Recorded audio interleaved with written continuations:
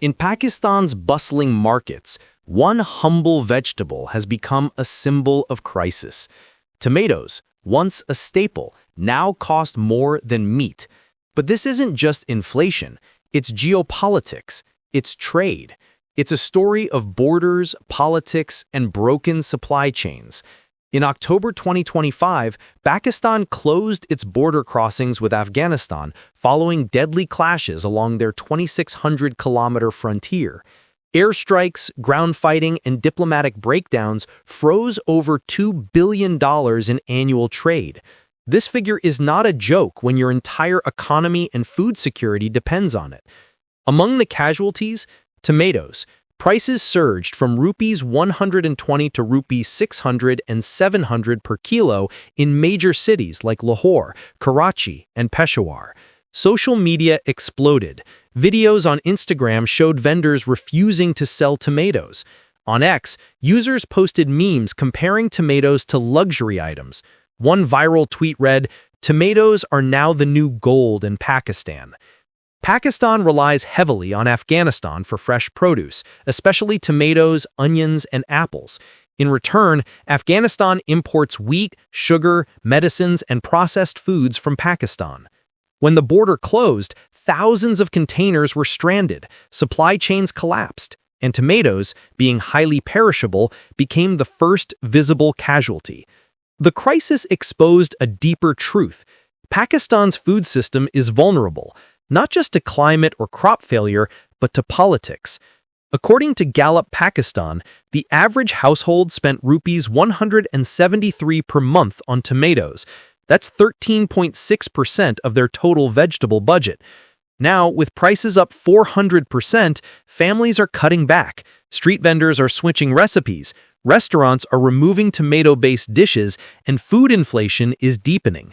Economists warn this could weaken GDP growth and worsen urban poverty.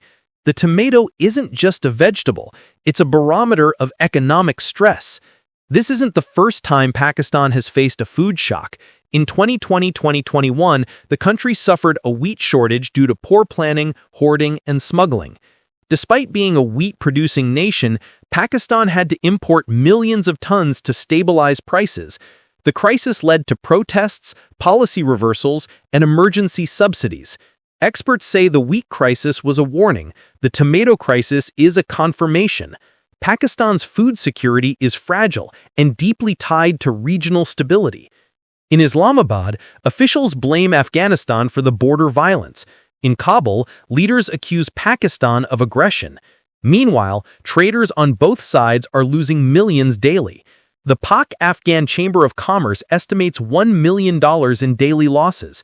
Farmers are dumping produce, truckers are stranded, and consumers are angry. Opposition parties in Pakistan are using the crisis to criticize the government's foreign policy. Hashtags like tomato politics and border economy are trending. On Instagram, food bloggers are posting tomato-free recipes. On X, users are sharing videos of empty shelves and price tags that read rupees 700 per kilo. One viral reel showed a man proposing with a tomato instead of a ring.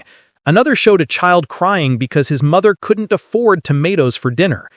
These aren't just jokes, they're reflections of pain, of frustration, of a nation caught between diplomacy and dinner. In Pakistan, the tomato crisis is more than a market glitch.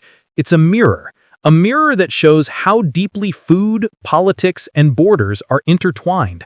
From wheat shortages to tomato surges, Pakistan's food story is a warning to the world. When diplomacy fails, dinner suffers. Pakistan faces a different challenge, one where leadership must balance sovereignty with survival. This is Haider's worldview, where vegetables become headlines and borders become battlegrounds. If you found this story insightful, subscribe and share. And tell us, should Pakistan rethink its food diplomacy? Drop your thoughts below.